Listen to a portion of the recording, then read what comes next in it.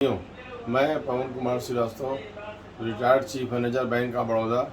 मैंने अपने फिन से चैनल FINSAY चैनल के माध्यम से बैंक की बहुत सारी स्कीमों के बारे में, भारत सरकार की स्कीमों के बारे में और आयकर के बारे में समय समय पर आपको सूचना प्रदान की है।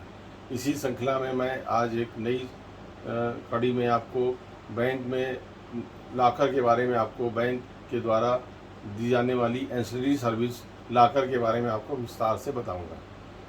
लॉकर बेसिकली हमारे जो भी कस्टमर हैं उनके पास अपने वैल्यूएबल आइटम्स, डॉक्यूमेंट और उनके अपने मकान के दस्तावेज आदि को किसी एक ऐसी जगह रखने के लिए जहां पर सुरक्षित रहें, तो उसके लिए बैंकों ने अपने ग्राहकों को लॉकर सुविधा देने की व्यवस्था की है।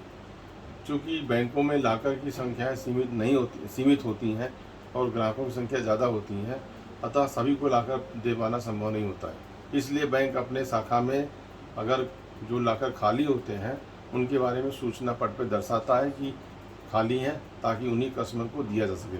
जब हमारे सारे लॉकर भर जाते हैं तो हम उसकी वेटिंग लिस्ट भी बनाते हैं। रिजर्व बैंक के दिशा निर्देश के अनुसार हर शाखा में जहाँ लॉकर सुविधा होती है वो वेटिंग लिस्ट बनाते हैं और उस वेटिंग के हिसाब से जैसे जैसे लॉकर खाली होते हैं उस लॉकर को उन वेटिंग लिस्ट के कस्टमर को आवंटित किया जाता है। इस लॉकर को देने के लिए जो सामान्य दस्तावेज होता है, एक अपना लेजी और लेजर यानी पट्टाधारी और पट्टाकर्ता दोनों के बीच में एक होता है, अंडरटेकिंग होती है। एक प्रकार का समझौता प्रपत्र होता है जिसमें जो कि 100 रुपये के स्टैम्प पेपर पे इस तरह का एक एग्रीमेंट होता है। उस एग्रीमेंट के आधार पर उस कस्टमर को एक लॉकर की संख्या अलॉट कर दी जाती है, उसका नंबर और उसकी चाबी उसको सौंपूर्द की जाती है, ताकि उसमें से उस लॉकर का ऑपरेशन वो स्वयं कर सके। लॉकर को ध्यान में देने चीज़ ये है कि लॉकर जब भी आप ऑपरेट बैंक में लें तो सबसे पहले सुनिश्चित कर लें कि लॉकर संयुक्त खाते में लें, ताकि कोई भी दोनों में से कोई भी एक आदमी, जो दो लोग हों, वो ऑपरेट कर सकें किसी भी विशेष परिस्थितियों में। और लॉकर में अगर नहीं है, दो लोग एक नाम से है, तो उसमें नॉमिनेशन अवश्य कर दें। चूँकि लॉकर के अंदर कंटेंट्स अननोन होता है, इसलिए जब भी कोई इस तरह की कैजुअलिटी होती है, लॉकर होल्डर की डेथ होती है, तो उसके नॉमिनी को लॉकर देने की प्रक्रिया थोड़ी सी और लंबी होती है। चूँकि उसका विशेष प्रारूप नॉमिनेशन फॉर्म का होता है, जिसमें कि लॉकर का जब भी कोई इस तरह की प्रॉब्लम होती है नॉमिनेशन का, तो उसकी सारी लिस्ट बनाई जाती है, उसके अननोन जो कंटेंट्स हैं उनकी लिस्ट बनाई जाती है और फिर गवाहों के पास के सामने उसको सुपुर्द किया जाता है। और जो भी सब बैंकों के अपने अपने अलग डॉक्यूमेंट की प्रक्रिया होती है वो निभाने के बाद, अतः लॉकर में आप ये ध्यान दें कि जॉइंट रूप से रखें, और अगर सिंगल है तो उसमें आप उसका एक नॉमिनी जरूर बना दें। दूसरी चीज़, लॉकर हमेशा आप साल में 2-3 बार ज़रूर ऑपरेट करें, ये सिक्योरिटी के हिसाब से भी ज़रूरी है। दूसरा, लॉकर के जो दरवाजे होते हैं छोटे होते हैं और वो अक्सर जाम हो जाते हैं। जाम होने की स्थिति में आपको किसी भी समय दिक्कत हो सकती है, तो आपको समय पर सामान नहीं मिल सकता है। फिर जब लॉकर आएगा उसको ठीक करेगा तब आपको मिलेगा। इसलिए सिक्योरिटी के हिसाब से भी आपको लॉकर को साल में 2-3 बार ऑपरेट करना ज़रूरी होता है। लॉकर की जहाँ तक चाबी की बात है, चाबी संभाल के रखें।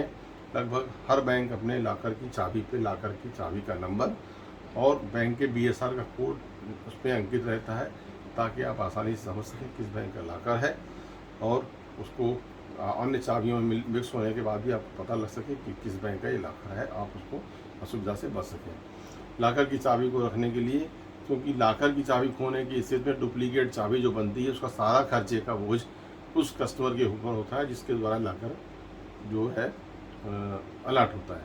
और लॉकर जब आप ऑपरेट करने जाते हैं तो लॉकर ऑपरेट करने के लिए बैंक के अधिकारी के मास्टर की और एक आपकी की दोनों की लगने के बाद ही वो लॉकर खुलता है, और बंद एक चाबी से हो जाता है, उसमें मास्टर की ज़रूरत नहीं होती। इसलिए लॉकर बंद करते समय आप बहुत सावधानीपूर्वक देख लें।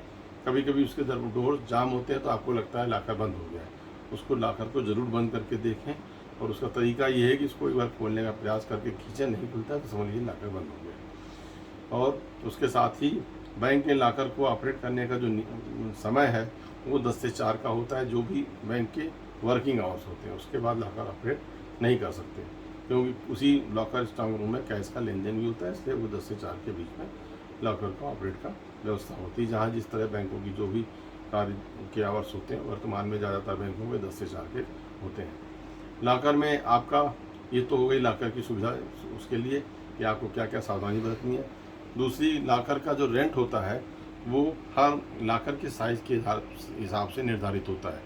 ज़्यादातर बैंकों में 3 तरह के लॉकर होते हैं, ए बी सी कैटेगरी के होते हैं। सबसे छोटे कैटेगरी का ए होता है, उससे बड़ा बी और उससे बड़ा सी होता है। जो छोटे लॉकर होते हैं नॉर्मली उनका किराया कम होता है, और वर्तमान समय में जैसे बैंक ऑफ बड़ौदा में 2000 के आसपास जीएसटी के साथ सबसे छोटे लॉकर का किराया होता है, और उसके बाद 6-7 हज़ार रुपये तक का और आगे मैक्सिमम किराया होता है। इसलिए आपका ये जो लॉकर का रेंट है ये आपसे एडवांस में लिया जाता है, और हर साल जब आपका ड्यू होता है तो ऑटोमेटिक आपके खाते से डिडक्ट हो जाता है। अतः कोशिश कीजिए कि आपका पैसा खाते में रहे ताकि समय पर लॉकर का रेंट कट जाए, अन्यथा पेनाल्टी आपको लग जाएगी। पेनाल्टी से आप नहीं बच सकते हैं, लॉकर को पेनाल्टी से बच नहीं सकते हैं। इस तरह से हम लॉकर के बारे में आपको जब भी लॉकर से कागज़ दस्तावेज निकालते हैं सावधानीपूर्वक निकालिए। इसके साथ ही लॉकर को आप सरेंडर करते समय भी बहुत सी सावधानी देनी पड़ती है। आपको देना पड़ता है कि आपके लॉकर में सब कुछ आपने निकाल लिया है, सब कुछ। सरेंडर का मतलब ये है कि लॉकर आप मान लीजिए कि आप जिस शहर में रहते हैं वहाँ से स्थानांतरण हो जाए, तो आप दूसरे शहर में जाते हैं तो लॉकर को सरेंडर करना पड़ता है। तो हो सके तो सरेंडर कर दीजिए, और क्योंकि वहाँ रखने से कोई फ़ायदा नहीं है। लॉकर के बारे में और जानकारी है कि लॉकर आपको मैंने समय के बारे में बताया, आपको किराए के बारे में बताया। आप अगर 3 साल से का एडवांस किराया जमा करते हैं, 3 साल से एडवांस 3 साल का एक साथ जमा करते हैं तो आपको 10% की रियायत ही मिलती है। लेकिन बीच में अगर आप लॉकर सरेंडर करते हैं तो जितने समय चला है वो राउंड ऑफ करके 1 ईयर के हिसाब से किराया ले लेते हैं, और आपकी जो डिस्काउंट दिया गया वो माइनस करके आपको पैसा वापस कर दिया जाता है। लॉकर के बारे में ये सारी सावधानियाँ आपको बताया जा रहा है। सामान्य तौर पे बैंक में आप जब लॉकर लेते हैं तो इतनी विस्तार से आपको कोई बताते नहीं है, इसलिए कि समय का अभाव आपके पास भी है, समय का अभाव उनके पास भी है। तो लॉकर लेते समय इन सावधानियों का ध्यान रखें। दूसरा, रिजर्व बैंक के दिशा निर्देशों के अनुसार आपको लॉकर में किसी भी तरह का ज्वलनशील पदार्थ या हथियार रखने की इजाज़त नहीं है। और लॉकर में जो अभी तक ये था कि चूँकि लॉकर में कंटेंट्स अननोन होता है, इसलिए उसका ना तो वो बीमा करा सकते हैं, ना उसकी कोई आपको क्षतिपूर्ति मिलती थी। लेकिन वर्तमान में आरबीआई ने जो नए दिशा निर्देश दिए हैं उसके हिसाब से आपके लॉकर के रेंट के 100 गुना तक अधिकतम सीमा तक बैंक पे दंड लग सकता है। वो अगर बैंक के द्वारा आग लगने की स्थिति में या बैंक के कर्मचारी धोखाधड़ी के पे आपको नुकसान हुआ है तो लॉकर के रेंट का 100 गुना अधिकतम आपको पेनाल्टी मिल सकती है। तो इस तरह से ये लॉकर के सारे नियमों को जान करके आप लोगों को हो सकता है कि अपने लॉकर का संचालन ठीक ढंग से करेंगे, और आशा ही नहीं उम्मीद है कि आप लोगों को ये वीडियो पसंद आया होगा। पसंद आया हो तो लाइक करें, सब्सक्राइब करें और शेयर करें। धन्यवाद।